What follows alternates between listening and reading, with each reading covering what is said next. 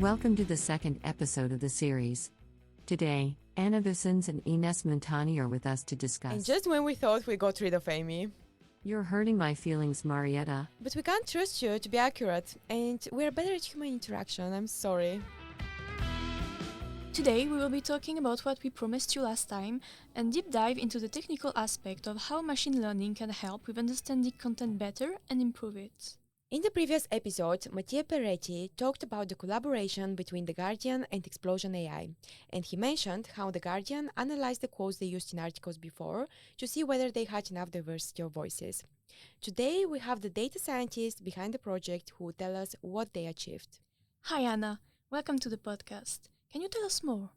So diversity was one use case, but also you can imagine that something like this might be super useful for investigative journalists. And we also were very interested to build a tool, for example, on, based on this, showing how opinions of politicians, for example, change over time. So on the same topic, because you can also think about assigning each quote a topic, for example, right? And we can surface different quotes, different statements from influencers, politicians on the same topic over time, and it's straight away leads to a very interesting storytelling, if you if you can imagine, right? So you might find some ideas to cover the same events, but from a different perspective. So that was another case, this case. That's really interesting. I would have never guessed that AI can go over quotes and extract such valuable information, which makes me wonder whether such use of these tools should be mentioned in the articles. We definitely need more transparency in journalism, and the audience deserves that, so they're able to trust the journalists. Well, obviously, I don't think that readers actually go into deep details in terms of how exactly one article or another was produced and what's behind this. And I don't think that that's a problem in this particular case. Or if we talk about how we use artificial intelligence, although I don't like this term very much, but it's like a hot topic now. Everyone is talking about ChatGPT or whatever. So we have to be very transparent, how exactly we use these new technologies. But in this particular case, I just don't think that what the user-facing product in terms of, okay, we surface some quotes, right? And we know that this quote is a real quote, because it's not like if you ask ChatGPT, like, can you write me a quote by Boris Johnson 10 years ago about, I don't know, bending bananas or whatever. This quote won't be a real quote. It will be something that you have to be very careful if you want to use it in any journalistic article. So before publishing anything, journalists obviously fact check everything and make sure that the quote is correct and is not even kind of taking out of context, for example, things like this. So when you do that, the final product, it's absolutely, it's a journalistic product. How we get there, what kind of efficiency measures we had in place to get to this point quicker. That's I don't. We obviously can talk about this, but I don't think that we should be that worried about user-facing product and readers understanding exactly what's going on behind scenes. I stress that this is different when you build something else. So, for example, if you build a machine learning model to even to recommend articles to different users and recommending articles based on your personal historical consumption on your website, this is different, right? So we have to be very careful how we explain people why exactly they see a different suggestion from, I don't know, my neighbor. We can even sit in one room, but get different recommendations, right? So in this case, we have to be very, very transparent and careful and explain readers what exactly going on behind scenes. What you said sounds familiar to what you talked about at the Festival of Journalism organized by Journalism AI last year, which was related to news segmentation, right? I'm not sure whether it was you or Ines who said that these tools can also be used to help newsrooms categorize content correctly. What ways are there to categorize content? So that's actually I think that this story comes from the BBC, because when I worked at the BBC at the World Service, we came up with a very interesting idea of a different segmentation for news, and the segmentation was made from reader's perspective and not from editor's perspective. And this is what it means actually. So usually when we talk about topics like, I don't know, sport is probably too broad, but we can think about Brexit, COVID, all this kind of all these different topics which we have thousands and thousands. Readers, when they click on an article, they don't think about topic. They actually think about why my time is worth spending reading this article.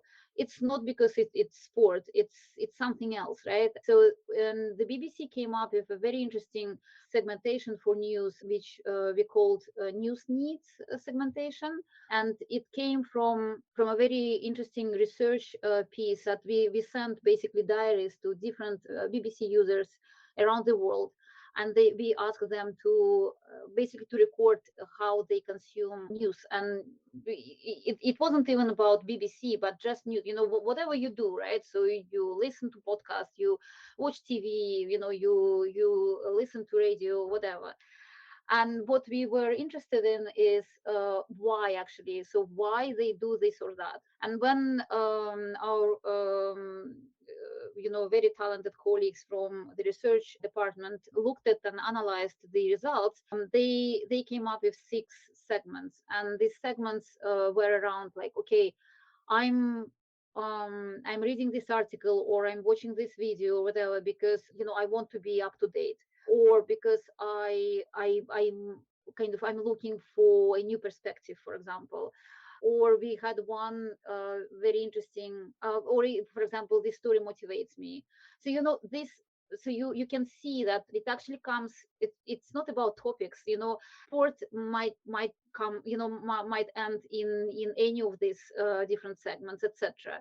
So it gave us a very nice different angle in terms of how we look at our content, and how we align what we do and what we produce in the newsroom with basically what our audience needs, right? And that was very interesting. So we, at some point, we obviously, when you are a data scientist and you look at this, you think, okay, so can we actually build a model which can predict, which can categorize our content by these user needs?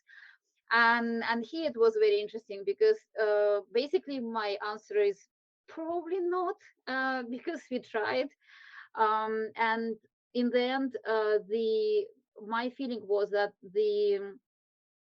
this classification was very subjective, and it worked I think that it worked beautifully for commissioning editors and some journalists, and gave a lot of basically it started the whole new conversation in the newsroom, why we are doing this and that, or how we can cover the same story but in a different way, etc. It also gave us some understanding where where our gaps are, because we definitely could see that people were interested in certain segments, but we didn't produce enough content in these segments, etc. Thank you so much, Anna. We loved talking to you. I'll try to be nice here, and I'll let Amy introduce our second guest. Oh, thank you, Marieta. Ines Montani is CEO of ExplosionAI, where she works with some of my AI friends. Hi Ines! Thank you for being with us today. What Anna was just talking about sounds intriguing, but also very complicated, and we would love for you to explain the technical part to our listeners. Did The Guardian use Prodigy only, or did they also use Spacey? And what's the difference between these two Python libraries, which are so helpful when you don't want to write the code from scratch? I think The Guardian, they also used Spacey. So Spacey is an open source library for training models. to analyze text and also to analyze text out of the box. So you start by having some text. You can use Spacey. It helps you get started. It's also a framework around any other capabilities you want to build, and it's a Python library that developers can use. And Prodigy is our first commercial product, and it's also a Python library and developer tool, but it also comes with a web app that lets you look at your data and label it. And then at the end of it, you can export that data. You can use it in Spacey to train a model that does something custom to what you want, or you can use it for anything else afterwards. So it's kind of it's a tool for developers who are serious about training their own models and doing natural language processing and creating data in an iterative way. Because as you know, text changes, the world changes, data changes, what you want to do changes. So it's not a really static process. You always need to keep developing your data just like you develop your code. What are the main challenges when it comes to working with a machine learning model and something so subjective as a language? Yeah, I mean, this is definitely a difficult problem, and I would say we're not really there yet because language is ambiguous. Language is very, very context dependent. There are ways that allow you to train systems that are a bit better at having context of the language and the world. Like for a very long time, that was really a problem because you had some examples, you trained a model, and the model otherwise knew nothing. It only knew what you showed it. And it's kind of like, raising a new person from birth, and they don't know the language, they don't know the world. So it's like very, very difficult. I actually hate using the person metaphor because I don't like sort of putting that into a computer system, but there is a lot of knowledge that we have that the system otherwise doesn't have. And nowadays there are ways where you can basically train representations based on a lot of raw text that you have and kind of build up a sense of how words are used in context that you can then use later on when you try to do something more specific. So you can have ways of distinguishing, hey, in this context, that word is usually used in similar ways as this other word, or this phrase means that. And you can definitely do that. And if you incorporate that into your system, you can get better results. But that said, like even things like irony are still hard. And also the world changes very fast. How people talk about things changes very fast. When we're talking about online, like slang changes. Yeah, I feel like even I now get to a point where I don't necessarily understand things that like younger people say on the internet. That is all something you need to capture. And that's also why this can't be a static process. Like you need to keep repeating that and keep also checking, where do I have mistakes? How can we better address this and add more data, to get better results at the end and capture the changing world and language. Is the tool going to become even more advanced, and can it be used for other purposes as well? In general, it's one way of how you can define what you want the machine learning model or your system to predict. So, before machine learning, you could define some rules that you could apply to unseen text, but now you can basically show a system examples.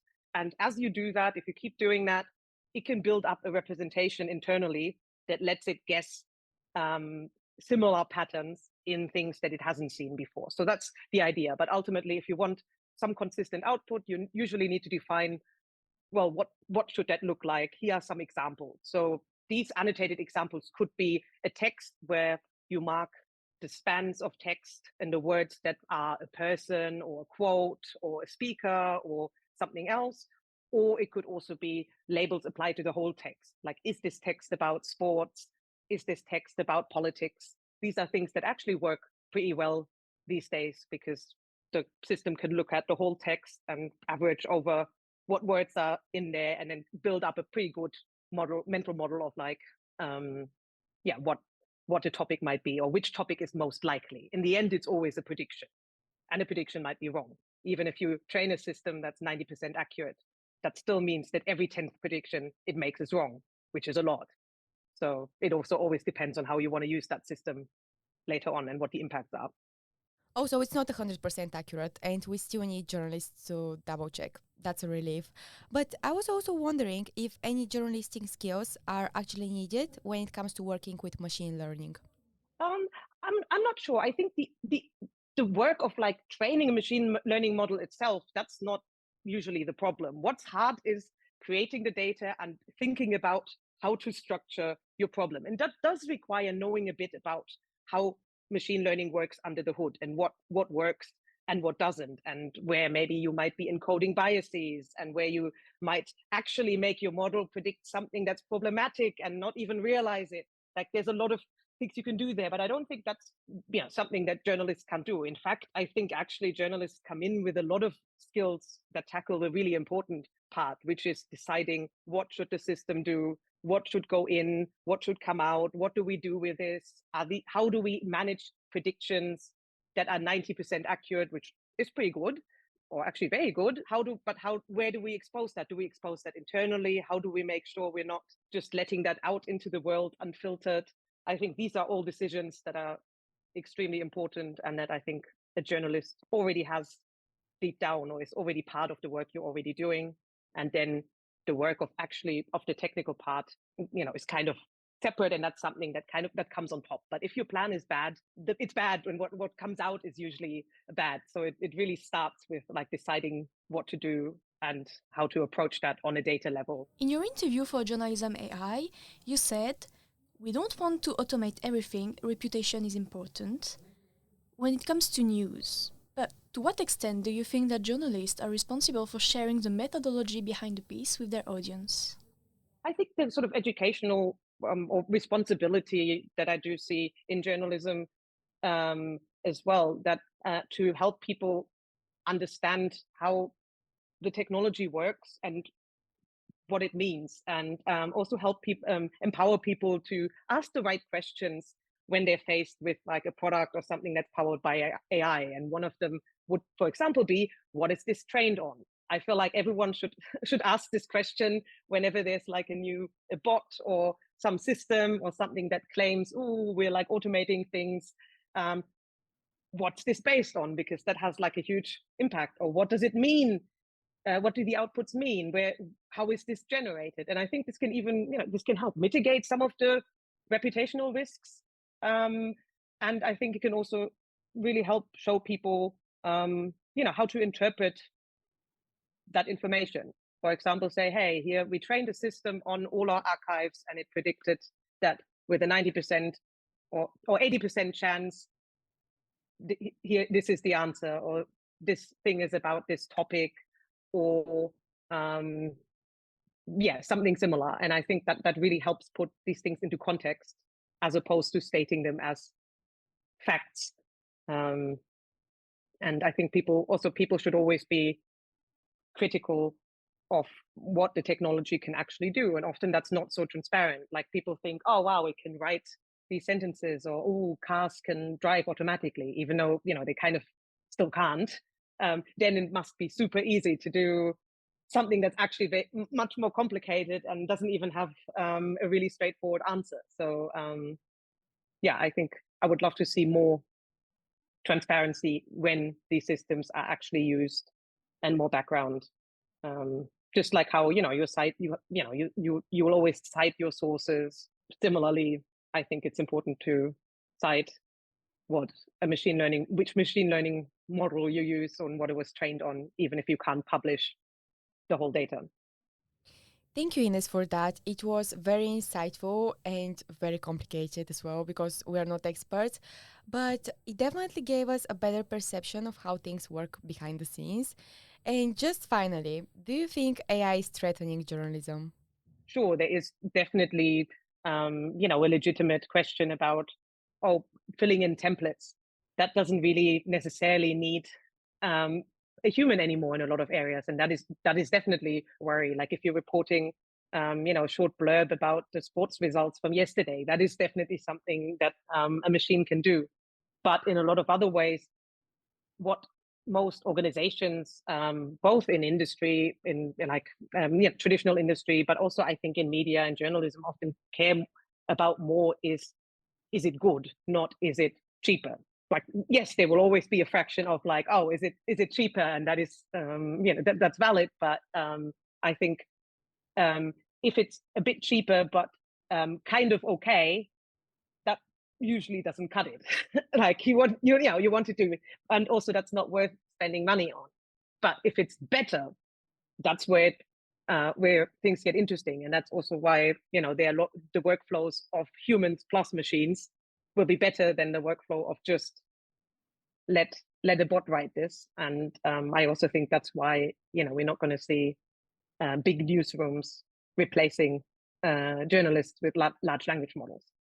I knew we would be working together in the future, Laura and Marieta. I can't wait to be your partner.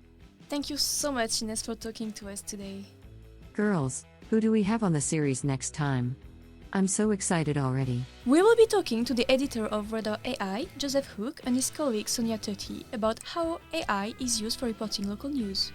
Don't forget to subscribe, and we will see you next week.